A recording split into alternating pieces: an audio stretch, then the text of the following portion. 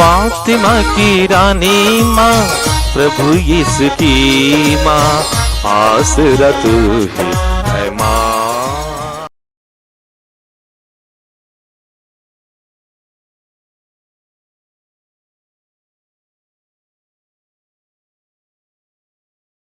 पहला पाठ। ईश्वर की माता मरियम सब नारियों में धन्य है। उनके द्वारा समस्त मानव जाति को ईश्वर का आशीर्वाद प्राप्त होगा। अब पुरोहितों द्वारा यहूदियों को दिया जाने वाला आशीर्वाद पढ़कर सुनाया जाएगा। गणना ग्रंथ अध्याय 6 पद संख्याएं 22 से 27। वे इस्राएलियों के लिए मुझसे प्रार्थना करेंगे और मैं उन्हें आशीर्वाद प्रदान करूंगा। प्रभु ने मूसा से कहा, हारून और उसके पुत्रों से कहो, तुम इस्राएलियों को आशीर्वाद देते समय यह कहोगे, प्रभु तुम लोगों को आशीर्वाद प्रदान करे और सुरक्षित रखे। प्रभु तुम लोगों पर प्रसन्न हो और तुम पर दया करे। प्रभु तुम लोगों पर दया दृष्टि करे और तुम्हें शांति प्रदान करे। वे इस प्रकार इस्राएलियों के लिए मुझसे प्रार्थना करें और मैं उन्हें आशीर्वाद प्रदान करूंगा। यह प्रभु की वाणी है। ईश्वर को धन्यवाद।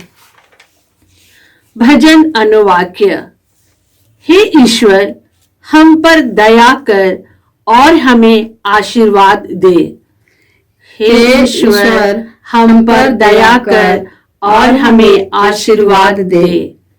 हे ईश्वर, हम पर दया कर और हमें आशीर्वाद दे। हम पर प्रसन्न होकर दया दृष्टि कर।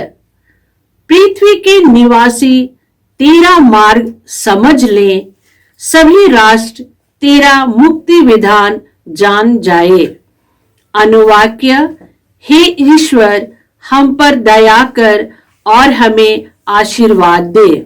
हे ईश्वर, हम पर दया कर और हमें आशीर्वाद दे।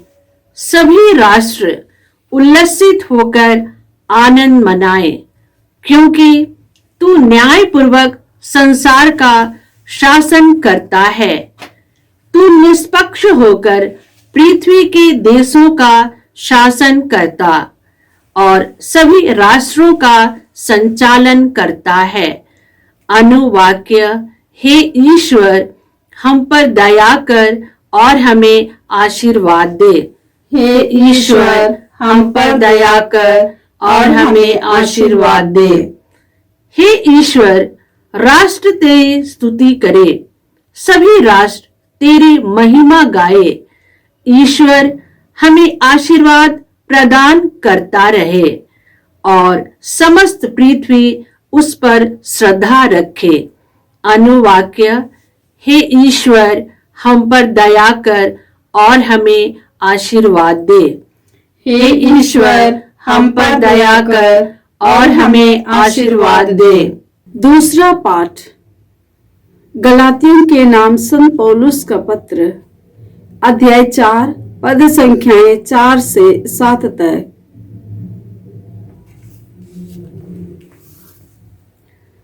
समय पूरा हो जाने पर ईश्वर ने अपने पुत्र को भेजा। वह एक नारी से उत्पन्न हुए और संहिता के अधीन रहे, जिससे वह संहिता के अधीन रहने वालों को छुड़ा सके और हम ईश्वर के दत्तक पुत्र बन जाएं। आप लोग पुत्र ही हैं। इसका प्रमाण यह है कि ईश्वर ने हमारे हृदयों में अपने पुत्र का आत्मा भेजा है, जो यह पुकार कर कहता है, अब्बा पिता। इसलिए अब आप दास नहीं पुत्र हैं और पुत्र होने के नाते आप ईश्वर की कृपा से विरासत के अधिकारी हैं। प्रभु की वाणी। ईश्वर को धन्यवाद। जय घोष। Hallelujah, hallelujah. प्राचीन काल में ईश्वर बारंबार और विभिन्न रूपों में हमारे पुरखों से नबियों द्वारा बोला था। अब अंत में वह हमसे पुत्र द्वारा बोला है। हालेलुया। प्रभु आप लोगों के साथ हो और आपकी आत्मा के साथ। संत लूकस के अनुसार प्रभु यीशु ख्रिस्त का पवित्र सुसमाचार। हे प्रभु तेरी महिमा हो।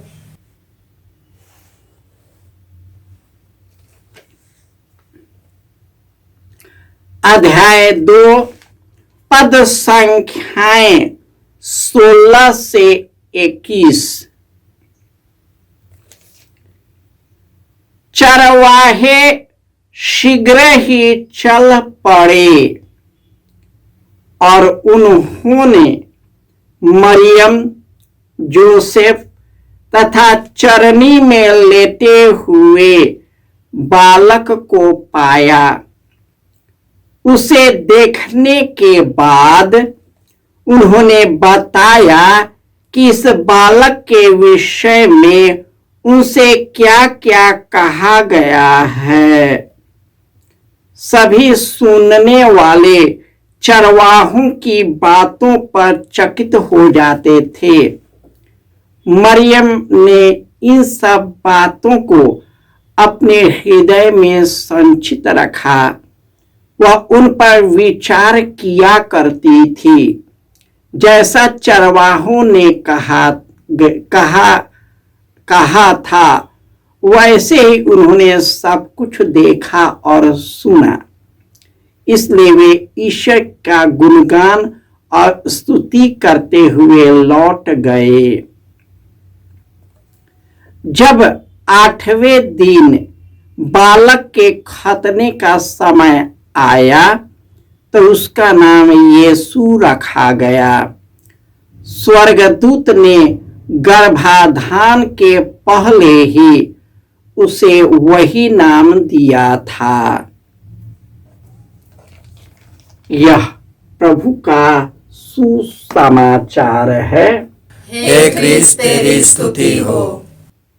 ख्रिस्त में प्यारे भाइयों और बहनों, आज माता कलीसिया ईश्वर की माता मरियम का महापर्व मनाती है।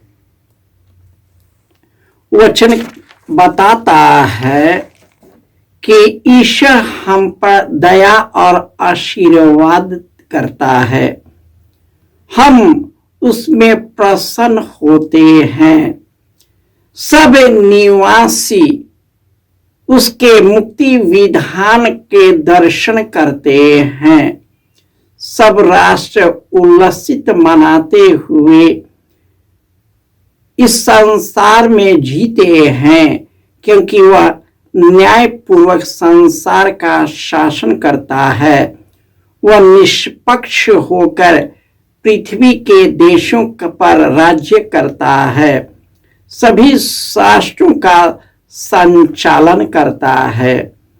इसलिए आज के पहले पाठ गणना ग्रंथ से प्रभु मूसा से कहते हैं कि हारून को बताओ कि इस्राएलियों को आशीर्वाद इस प्रकार दे। प्रभु तुम लोगों को आशीर्वाद प्रदान करे, तुम्हें सुरक्षित रखे। प्रभु तुम पर प्रसन्न रहे, तुम पर दया करे और तुम्हें शांति प्रदान करे। यह ईश्वर का असीम प्रेम का प्रतीक है।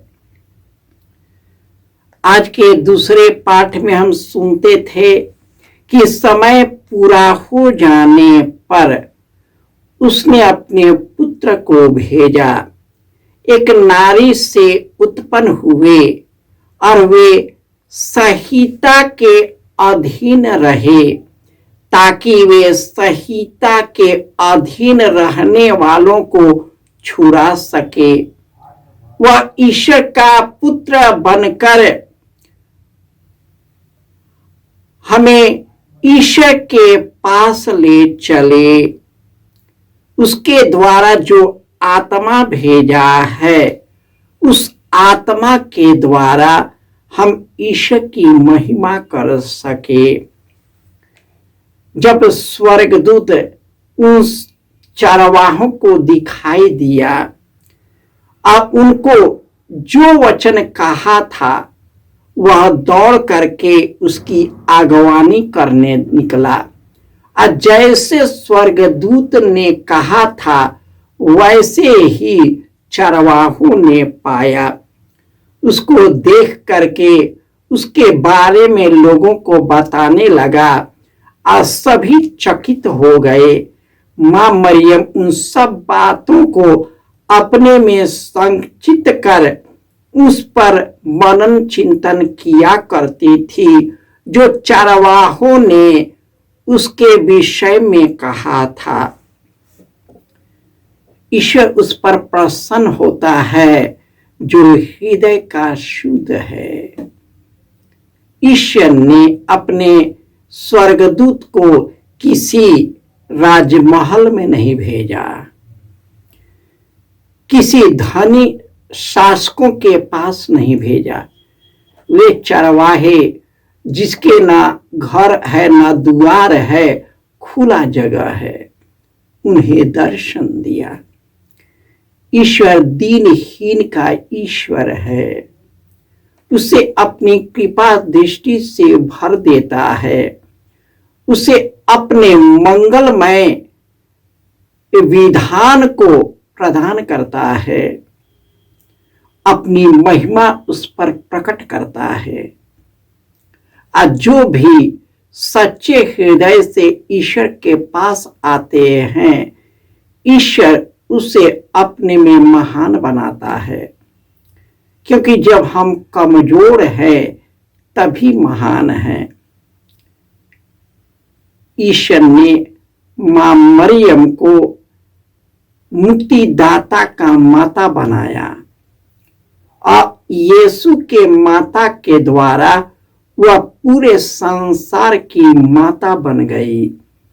क्योंकि उसने, जो स्वर्गदूत ने और जो चरवाहे ने उसे कहा था, उस पर मनन चिंतन करती थी, प्रार्थना करती थी, उसको समझने की कोशिश करती थी और सदा ईश्वर के संरक्षण में रहती थी।